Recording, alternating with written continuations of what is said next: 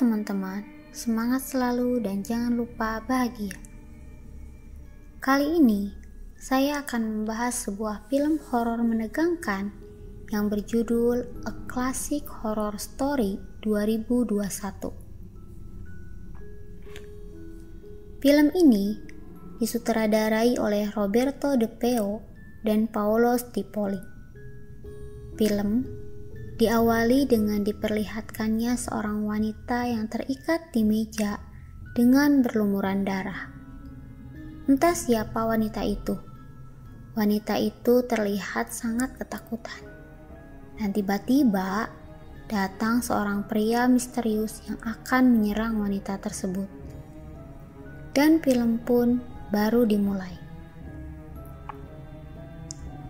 Film diawali dengan seorang perempuan yang muntah-muntah di toilet sebuah kafe. Perempuan itu bernama Elisa. Elisa duduk di bangku kafe sambil menelpon ibunya, mengabarkan bahwa sepertinya dia hamil dan dia akan pulang untuk mengunjungi ibunya.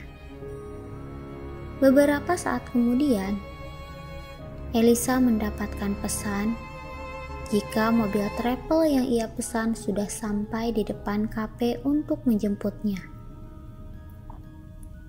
Singkat cerita, Elisa dan penumpang lainnya yang bernama Dr. Ricardo, Mark dan pacarnya yang bernama Sophia diwawancara oleh sang sopir yang bernama Fabrizio untuk dijadikan konten.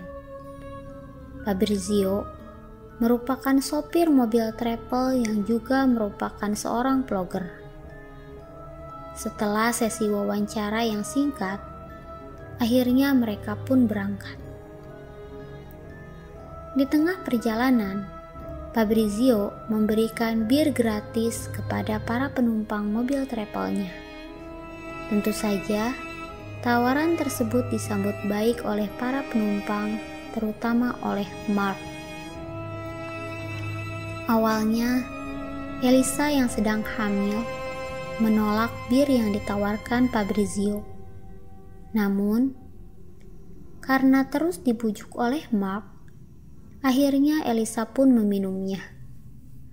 Ketika mereka mulai mengobrol dan menikmati perjalanan, tiba-tiba Fabrizio memperlihatkan koran yang mengabarkan jika di daerah yang sedang mereka lewati sekarang sering terjadi kasus orang hilang. Tiba-tiba Elisa merasa mual dan meminta mobil travel untuk berhenti sejenak. Mungkin karena Elisa meminum bir padahal dia sedang hamil. Ketika mereka akan melanjutkan perjalanan, Mark meminta izin pada Fabrizio untuk menyetir. Padahal Mark sedang dalam kondisi mabuk. Singkat cerita, malam pun tiba. Mark yang menyetir sambil berbincang dengan Fabrizio pun kurang waspada dan menabrak pohon. Karena menghindari mayat kambing yang tergeletak di tengah jalan. Kerasnya benturan itu pun membuat mereka pingsan. Saat Elisa tersadar, dia melihat penumpang lain sedang mengobati kaki Mark yang patah. Ricardo meminta Elisa untuk mencari pertolongan di jalan. Namun masalahnya, mereka sudah tidak ada lagi di pinggir jalan, melainkan di sebuah lapang yang luas di dalam hutan yang lebat. Mereka melihat ada sebuah kabin, tetapi mereka memilih untuk tidak memasukinya. Ricardo pergi menemani Fabrizio untuk menemukan jalan menembus hutan. Mereka menemukan orang-orangan sawah dengan setumpuk kepala babi di meja altar, seolah-olah di tempat itu telah dilakukan prosesi persembahan sebuah sekte. Fabrizio dan Dr. Riccardo tidak berhasil menemukan jalan keluar. Sementara Elisa,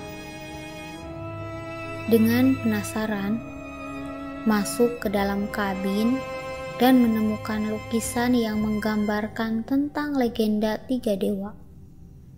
Karena merasa takut, mereka pun memutuskan untuk tidur di dalam mobil. Mereka kemudian mendengar jeritan di dalam kabin. Mereka memutuskan untuk mencari asal suara itu.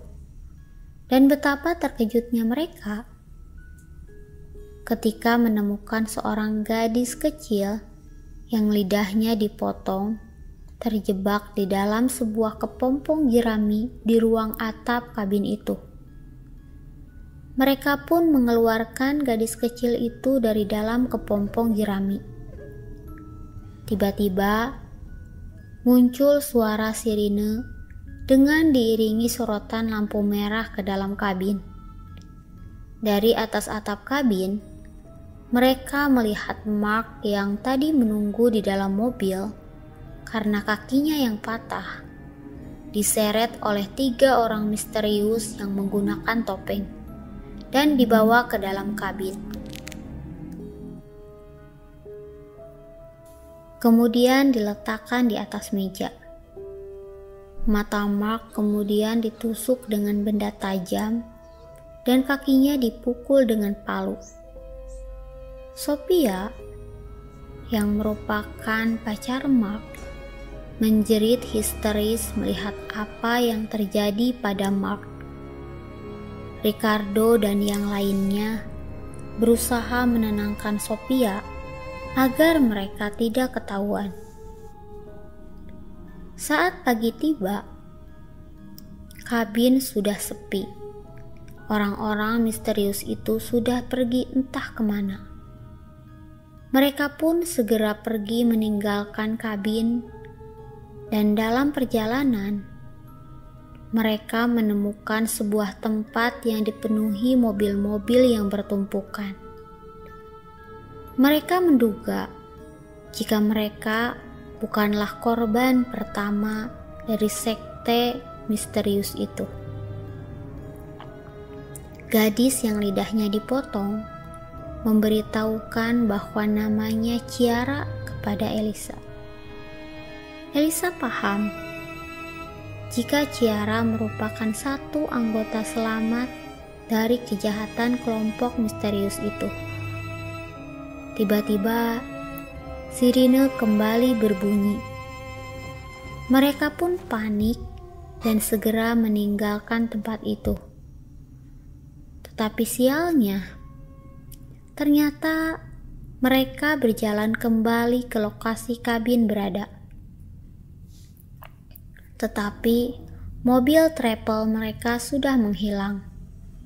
Malam pun tiba.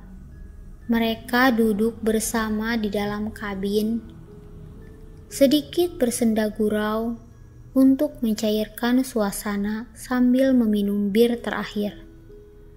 Tak lama kemudian, mereka pun tertidur. Elisa terbangun ketika mendengar suara sirine berbunyi.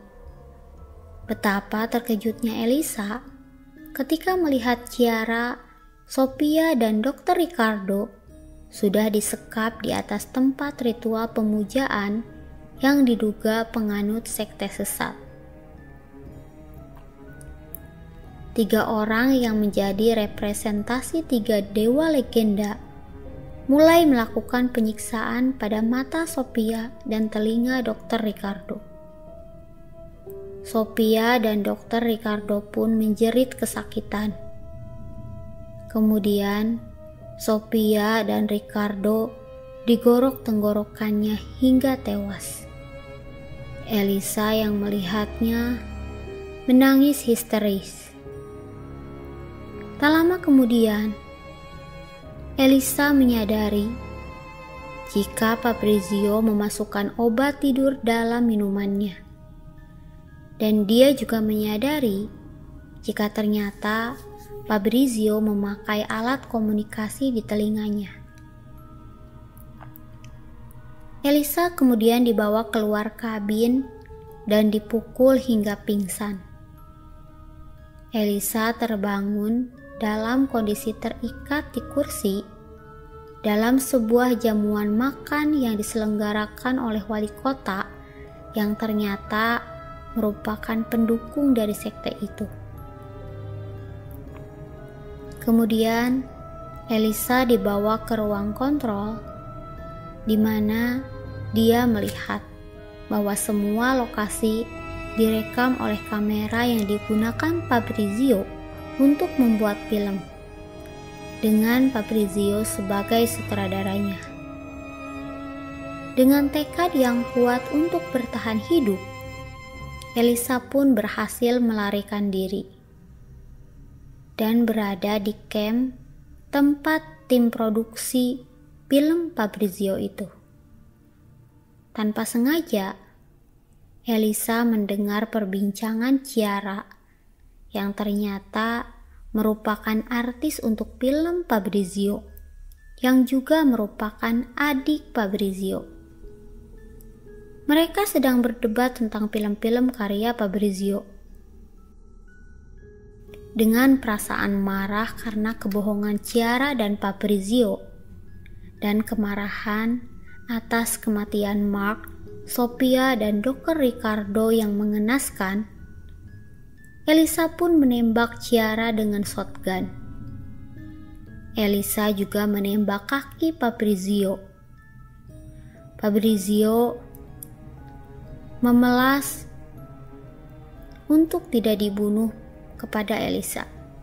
Namun, Elisa sudah sangat marah dan Elisa pun membunuhnya. Elisa yang kebingungan mencari jalan keluar dari hutan. Tiba-tiba, dia melihat seorang anak laki-laki yang memakai pakaian renang. Kemudian, Elisa pun berlari mengikuti anak kecil itu dan menembus pagar yang bertuliskan area militer. Dan sampai di pantai, membuat pengunjung pantai terheran-heran melihatnya yang berlumuran darah. Elisa yang trauma atas kejadian yang menimpanya tidak menghiraukan tatapan para pengunjung pantai. Setelah menerima pesan dari ibunya, Elisa pun berenang ke laut dan film pun berakhir.